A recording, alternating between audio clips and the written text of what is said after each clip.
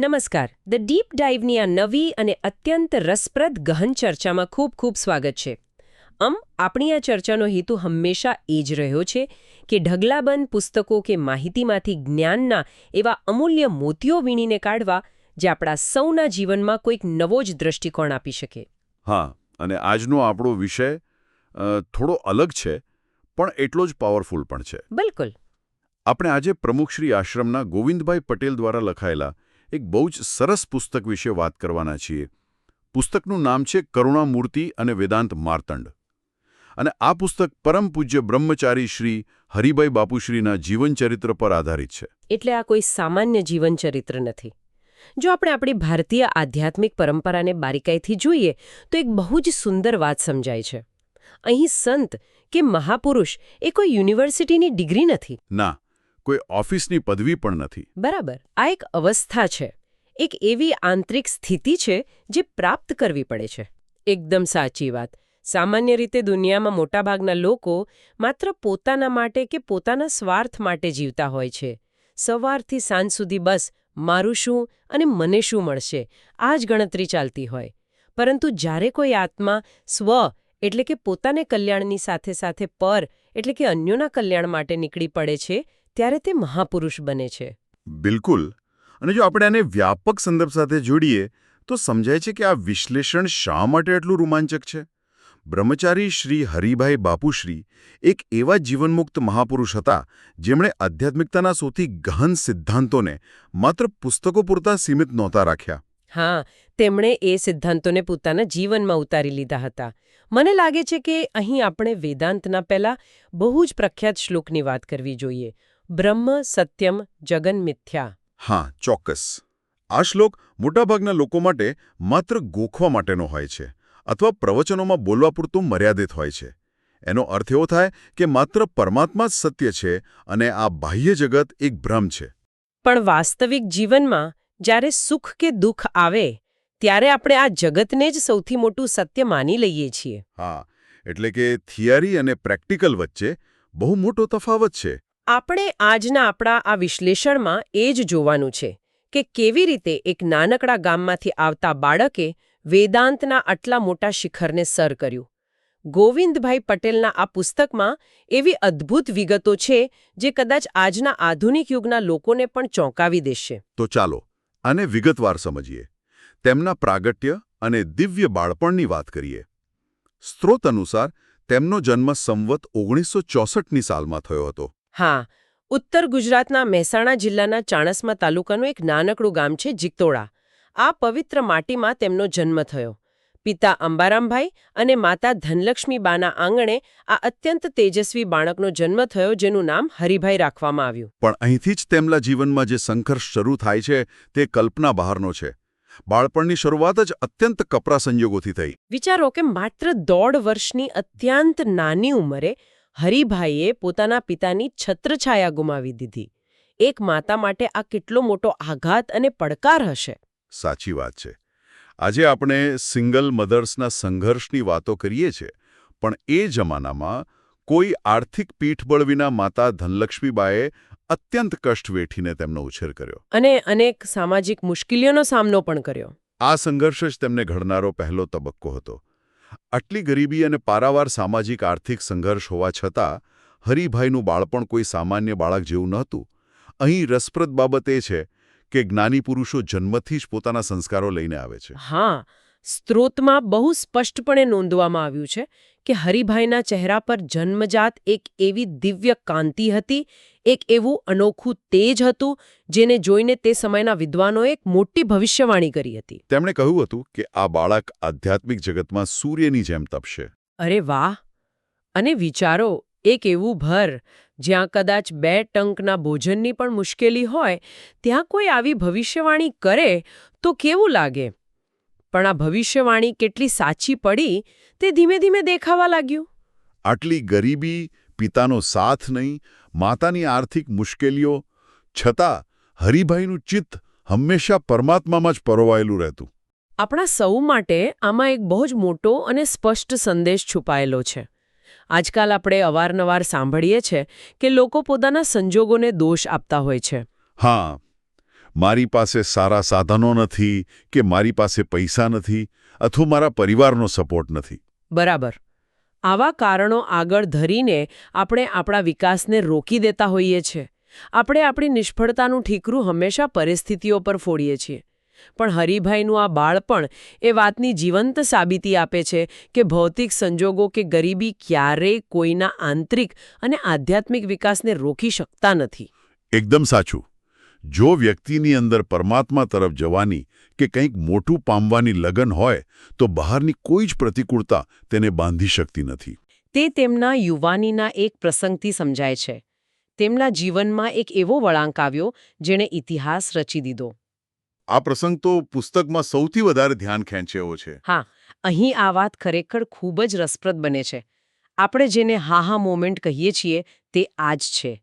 હરિભાઈ યુવાન થયા હતા અને એક દિવસ તેઓ ખેતરમાં પોતાની માતાને ખેતીકામમાં મદદ કરવા ગયા હતા. ખેતરમાં તેઓ હળ ચલાવી રહ્યા હતા. સામાન્ય રીતે ખેડૂતો માટે આ એક રોજિંદી પ્રક્રિયા હોય છે. હા, ખેતી કરવી અને હળ ચલાવવું એ તો એમના માટે જીવન નિર્વાહનું સાધન હતું. પણ હરિભાઈ માટે એ દિવસ સામાન્ય નહોતો. હળ ચલાવતી વખતે અચાનક તેમની નજર જમીન પર પડે છે. અને તેઓ જુએ છે કે હળની લોખંડની કોષથી જમીન ચીરાઈ રહી છે. બરાબર. અને તેની અંદર રહેલા અનેક નાના નાના અદૃશ્ય જેવા જીવજંતુઓ કપાઈને મૃત્યુ પામી રહ્યા છે. કોઈ સામાન્ય માણસ હોત તો કદાચ ધ્યાન પણ ના આપત. પણ આ દ્રશ્ય જોઈને હરિભાઈનું કોમળ હૃદય ધ્રુજી ઉઠ્યું, અંદરથી કંપી ઉઠ્યું. ખેતીમાં થતી આ અજાણતી હિંસા તેમને સીધી સ્પર્શી ગઈ. આ ક્ષણનું મનોવૈજ્ઞાનિક વિશ્લેષણ કરવું બહુ જરૂરી છે. તે ક્ષણે તેમના મનમાં જે વિચાર ઉદ્ભવ્યો તે ખરેખર ચોંકાવનારો હતો. તેમના મનમાં પ્રશ્ન થયો કે જે પરમાત્માએ દરેક જીવમાં પ્રાણ પૂર્યા છે તે જીવનો નાશ કરવાનો મને શું અધિકાર છે? અહીં એક બહુ મોટો તફાવત સમજવા જેવો છે. આપણે ઘણીવાર રસ્તા પર કોઈ અકસ્માત જોઈએ કે કોઈની અંતિમ યાત્રામાં જઈએ ત્યારે થોડીવાર માટે આપણને એવું લાગે કે આ દુનિયામાં કંઈ જ નથી, બધું મોહમાયા છે. જેને આપણે શાસ્ત્રોની ભાષામાં સ્મશાન વૈરાગ્ય કહીએ છીએ. આપણે ઘરે આવીએ, હાથ પગ ધોઈએ અને પાછા તરત જ પોતાના કામમાં લાગી જઈએ. આપણો વૈરાગ્ય બસ એ 5 મિનિટ પૂરતો જ હોય છે. પણ હરિભાઈ માટે આ કોઈ ક્ષણિક લાગણી નહોતી. આ એક જબરદસ્ત ટર્નિંગ પોઈન્ટ હતો. એક એવો વળાંક જ્યાંથી તેઓ ક્યારેય પાછા ન ફર્યા. તેમણે તે જ ક્ષણે એ જ ખેતરમાં પોતાના હાથમાંથી હળ છોડી દીધું. આ જબરદસ્ત વાત છે. જે કામથી તેમના ઘરનું ગુજરાન ચાલતું હતું તે કામ તેમણે તરત જ રોકી દીધું. તેમણે મનોમન અત્યંત મક્કમ નિર્ધાર કરી લીધો કે હવે તેઓ વૈરાગ્ય ધારણ કરશે. પુસ્તકમાં લખેલો તેમનો વિચાર બહુ સ્પર્શી જાય તેવો છે. તેમણે વિચાર્યું કે પોતાનું પેટ ભરવા માટે ભીખ માંગીને જીવવું સ્વીકાર્ય છે, પણ કોઈ જીવને ત્રાસ આપવો કે કોઈ જીવની હત્યા કરવી તે ઘોર પાપ છે. આ અહિંસાની ચરમ સીમા છે. પોતાના ભરણપોષણ માટે પણ અન્ય જીવને નુકસાન ન પહોંચાડવાની આ વૃત્તિ એ જ સાચો વૈરાગ્ય છે. વૈરાગ્ય એટલે માત્ર વસ્તુઓ છોડવી નહીં, પણ કોઈને દુઃખ ન પહોંચાડવાની ભાવના કેળવવી. અને આ ઘટના પછી તો તેમના જીવનની ગતિ જ બદલાઈ જાય છે. ખેતરમાં વૈરાગ્યનો નિર્ધાર કર્યા પછી સંવત 1985માં જ્યારે તેમની ઉંમર માત્ર 20 વર્ષની હતી ત્યારે તેઓ પોતાની માતા પાસે ગયા અને સંસાર છોડવા માટે તેમની રજા માંગી. માતાની રજા લઈને હરિભાઈ સીધા જ હરિદ્વાર પહોંચ્યા. 20 વર્ષની ઉંમર. આજે 20 વર્ષના યુવાનો કદાચ પોતાની કેરિયર અને કોલેજના કન્ફ્યુઝનમાં હોય છે. જ્યારે હરિભાઈ બ્રહ્માંડના રહસ્યો શોધવા નીકળી પડ્યા હતા. હરિદ્વારમાં તેમનો મેળાપ સમર્થ સદ્ગુરુ શ્રી 108 સ્વામી જનાર્દન તીર્થજી મહારાજ સાથે થયો. સ્વામીજી કોઈ સામાન્ય ગુરુ નહોતા. તેમણે હરિભાઈની આંખોમાં રહેલી જ્ઞાનની અત્યંત પ્રબળ પ્યાસને પહેલી જ નજરમાં પારખી લીધી. ગુરુ શરણાગતિનો આ તબક્કો એટલો અદ્ભુત છે કે વાત ન પૂછો. ગુરુના શરણે ગયા પછીની તેમની જે દિનચર્યા છે તે સાંભળીને તો આશ્ચર્યનો પાર નથી રહેતો. શ્રોતાઓને આ વિગત ખૂબ જ રસપ્રદ લાગશે, ખાસ કરીને જેઓ સમય બચાવવા માટે નવી નવી ટેકનિક્સ શોધતા હોય છે. ગુરુના સાનિધ્યમાં રહીને તેમણે જ્ઞાન મેળવવાની અત્યંત કઠિન સાધના શરૂ કરી. તેમની ટાઈમ મેનેજમેન્ટ એટલે કે સમય વ્યવસ્થાપનની સૂઝ ખરેખર અદ્ભુત હતી. આજના લોકો ટાઈમ મેનેજમેન્ટ માટે જાતજાતની એપ્લિકેશન્સ વાપરે, ટાઈમર્સ લગાવે, પણ હરિભાઈનો આ રસ્તો સાંભળવા જેવો છે. જ્ઞાન મેળવવામાં અને ગહન ગ્રંથોના અભ્યાસમાં એક પણ ક્ષણ વ્યર્થ ન જાય તે માટે હરિભાઈ માત્ર શાક બાફીને જ ખાતા હતા. માત્ર બાફેલું શાક? અને તેનું કારણ? કોઈ ડાયટ પ્લાન નહોતું? બિલકુલ નહીં. કારણ એ હતું કે જો યોગ્ય અને સ્વાદિષ્ટ ભોજન બનાવે તો તેને રાંધવામાં સમય જાય અને પછી તે વાસણો સાફ કરવામાં પણ ઘણો સમય બગડે. આ સમય બચાવવા અને તે સમયનો ઉપયોગ શાસ્ત્રોના અભ્યાસમાં કરવા માટે તેઓ આવો સાદો ખોરાક લેતા. આ લેવલનું સમર્પણ તો ક્યાંથી લાવવું? આજના જમાનામાં લોકો પોતાના સમય બચાવવાના રસ્તાઓ કોઈ મોટી નોકરી કે સફળતા માટે વાપરે છે. પણ હરિભાઈનો આ હેતુ સંપૂર્ણપણે આધ્યાત્મિક હતો. જ્ઞાન માટેનો આવો તલસાટ ક્યાં જોવા મળે? અને આ જ તલસાટ પરિણામ લાવે છે. અહીં રસપ્રદ બાબત એ છે કે જ્યારે શિષ્યની આટલી સઘન અને સમર્પિત તૈયારી હોય ત્યારે જ ગુરુના આશીર્વાદ ફળે છે. હા, જ્યારે ગુરુ મહારાજે જોયું કે આ યુવાન પોતાનો તમામ સમય, પોતાની તમામ ઊર્જા માત્ર ને માત્ર જ્ઞાન મેળવવામાં લગાવી રહ્યો છે, ત્યારે ગુરુના મુખમાંથી એક સહજ આશીર્વાદ સરી પડ્યો. તેમણે કહ્યું, જા, તને આવડશે. જા, તને આવડશે. માત્ર 4 શબ્દો, પણ કેટલા પાવરફુલ. આ માત્ર 4 શબ્દોનું વાક્ય નહોતું, પણ આ એક એવો મંત્ર બની ગયો જેણે હરિભાઈનું જીવન ઉજાડી દીધું. ગુરુ મહારાજની નિશ્રામાં રહીને હરિભાઈએ વિચાર ચંદ્રોદય, આત્મપુરાણ અને અત્યંત ગહન ગણાતા ઉપનિષદોનો અત્યંત ઊંડાણપૂર્વક અભ્યાસ કર્યો.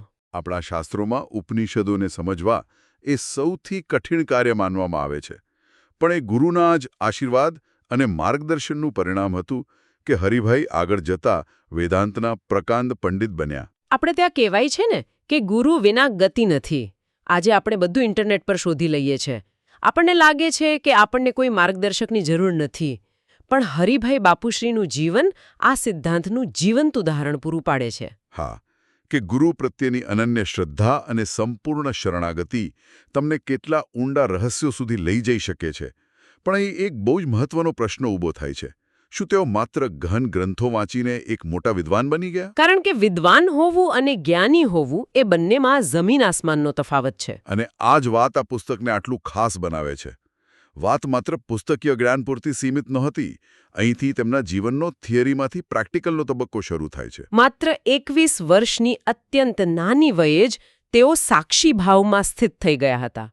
21 વર્ષ. આપણે 21 વર્ષે શું કરતા હતા એ વિચારીએ તો આપણને આપણી જાત પર જ વિચાર કરતા થઈ જવાય. સાચી વાત છે. સામાન્ય રીતે લોકો આખી જિંદગી પુસ્તકો વાંચે, પ્રવચનો સાંભળે, પણ એ જ્ઞાન તેમના આચરણમાં ક્યારેય નથી આવતું. જ્યારે અહીં હરિભાઈ માટે વેદાંત એ જીવવાનો માર્ગ બની ગયો હતો.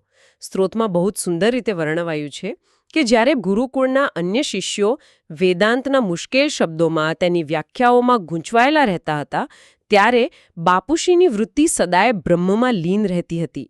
એટલે કે તેઓ માત્ર શબ્દો પકડીને નહોતા બેઠા, પણ એ શબ્દો પાછળના પરમ તત્વને પામી ચૂક્યા હતા. આ સાક્ષીભાવ શબ્દ બહુ વજનદાર છે. આપણે તેને થોડો સરળ રીતે સમજીએ તો કેવું? ચોક્કસ. સાક્ષીભાવ ખરેખર શું છે તે સમજવું બહુ રોમાંચક છે.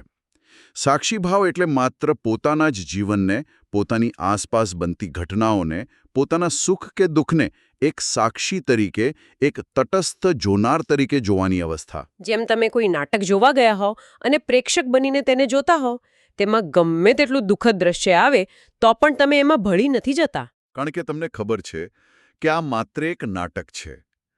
તેવી જ રીતે પોતાના શરીર અને મનની ક્રિયાઓને તટસ્થ ભાવે જોવી, અલિપ્ત રહેવું. આ ખરેખર અદ્ભુત છે. એટલે કે પોતાની જ જાતથી ડિટેચ થઈ જવું. માત્ર 21 વર્ષની ઉંમરે આ અવસ્થા પ્રાપ્ત કરવી એ ખરેખર અકલ્પનીય સિદ્ધિ છે.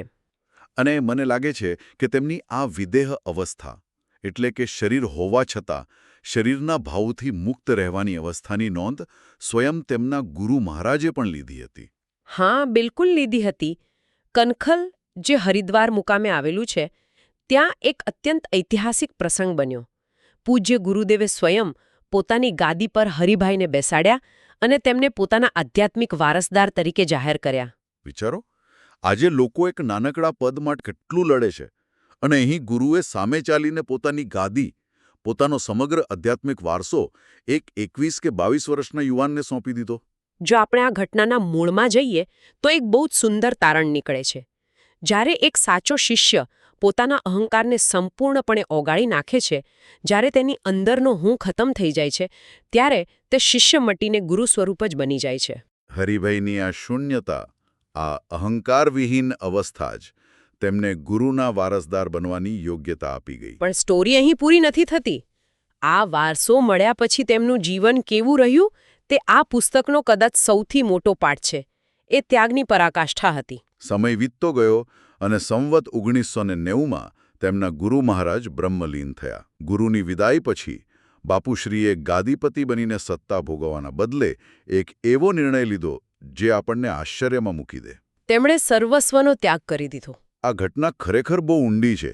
જે ગાદી માટે, સત્તા માટે દુનિયામાં લોકો આખી જિંદગી લડતા હોય છે, તે સહેજમાં મળી ગયેલી સર્વોચ્ચ આધ્યાત્મિક ગાદીનો તેમને એક જ ક્ષણમાં ત્યાગ કરી દીધો. એક રીતે કહીએ તો કોઈ બહુ મોટી સંસ્થાના સર્વોચ્ચ પદ પરથી રાજીનામું આપી દીધું. અને શા માટે? કારણ કે તેમને કોઈ પદ કે સત્તાનો મોહ જ નહોતો. આ સ્ત્રોતનો સૌથી મહત્વનો મુદ્દો પણ આ જ છે. આજે દુનિયાની નજરમાં ત્યાગ એટલે શું? ઘર છોડી દેવું કે પછી પોતાના કપડાં બદલીને ભગવા કે સફેદ વસ્ત્રો ધારણ કરી લેવા. પરંતુ બાપુશ્રીના જીવન પરથી સમજાય છે કે સાચો ત્યાગ વસ્ત્રો બદલવામાં નથી, પણ મનની એષણાઓ છોડવામાં છે. એષણાઓ એટલે કે આપણી અંદર જે સતત કંઈક મેળવવાની, કંઈક ભોગવવાની જે જીદ હોય છે તે. વાસનાઓ. ઈચ્છાઓ, નવો ફોન લેવાની ઈચ્છા, મોટી ગાડી લેવાની ઈચ્છા, લોકોમાં નામ કમાવાની ઈચ્છા. બહારથી બધું છોડી દીધું હોય, પણ જો મનમાં સત્તા, કીર્તિ કે ભૌતિક સુખોની ઈચ્છા સળગતી હોય, તો તે ત્યાગ નથી. બાપુશ્રીએ પોતાની અંદરની તમામ એષણાઓનો સમૂળગો નાશ કર્યો હતો. અને આ જ આંતરિક શુદ્ધિ તેમને સાચા અર્થમાં જીવનમુક્ત પુરુષ બનાવે છે. જીવનમુક્ત એટલે એવો પુરુષ જે જીવતો હોવા છતાં સાંસારિક બંધનોમાંથી, તમામ માનસિક વળગુણોમાંથી સંપૂર્ણપણે મુક્ત છે. આજે પણ આટલા વર્ષો પછી પણ તેમનો આ જીવન પ્રકાશ અનેક મુમુક્ષુઓના, એટલે કે મોક્ષની ઈચ્છા રાખનારા સાધકોના માર્ગને આલોકિત કરી રહ્યો છે. એક વ્યક્તિના જીવનની શુદ્ધતા આવનારી અનેક પેઢીઓ માટે કેવી રીતે દીવાદાંડી બની શકે છે, તેનું આ એક જીવંત ઉદાહરણ છે. તેમને જે સિદ્ધાંતો સ્થાપ્યા તે સમયની સીમાઓથી પર છે. આજના વિશ્લેષણના અંત તરફ આગળ વધીએ ત્યારે આખી ચર્ચાનો સારાંશ જો કાઢવો હોય તો એક વાત સ્પષ્ટ થઈને ઉભરી આવે છે. જો મનમાં દ્રઢ સંકલ્પ હોય અને કોઈ એક લક્ષ્ય પ્રત્યે અનન્ય શ્રદ્ધા હોય, તો ગમે તેવી ગરીબી, કોઈ પણ મુશ્કેલી ક્યારેય આડે આવતી નથી. હરિભાઈનું જીવન, તેમનો સંઘર્ષ અને છેવટે વેદાંતના માર્તંડ તરીકેનું તેમનું પ્રસ્થાપન એ વાતની સાક્ષી પૂરે છે કે સાચી ધગશ સામે કોઈ અડચણ ટકી શકતી નથી. અને તેમનું જીવન એ પણ શીખવે છે કે જ્ઞાન માત્ર વાંચવા માટે નથી, જીવવા માટે છે. બિલકુલ. આ અત્યંત જ્ઞાનવર્ધક ચર્ચાનું સમાપન કરતા પહેલા આપણા સૌ માટે એક વિચાર મૂકતા જઈએ, જેના પર આપણે શાંતિથી મનન કરી શકીએ. ચોક્કસ. આજના આ માહિતી અને અસંખ્ય ઈચ્છાઓથી ભરેલા આધુનિક યુગમાં જો સાચો ત્યાગ એ ભૌતિક વસ્તુઓનો નહીં પણ માનસિક ઈચ્છાઓનો જ છે, તો આપણા રોજિંદા જીવનના કેટલા વળગણો વાસ્તવમાં માત્ર ને માત્ર માનસિક જ છે? બહુ જ સચોટ પ્રશ્ન છે આ. અને જો આપણે આજે તેમાંથી માત્ર કોઈ એક ખોટી ઈચ્છાનો કે આગ્રહનો ત્યાગ કરવાનો નક્કી કરીએ, તો આપણું આ જીવન કેટલું હળવું અને આનંદમય બની શકે? આ એક એવો પ્રશ્ન છે જેનો જવાબ આપણે સૌએ પોતાની અંદર શોધવાનો છે. આ ઊંડા વિચાર સાથે જ આજની આ ગહન ચર્ચા આપણે અહીં પૂર્ણ કરીએ છીએ. આશા છે કે આ ચર્ચા આપણા સૌ માટે કંઈક નવું વિચારવાની તક લઈને આવી હશે. સાંભળવા માટે ખૂબ ખૂબ આભાર. શુક્રિયા. આભાર. નમસ્કાર.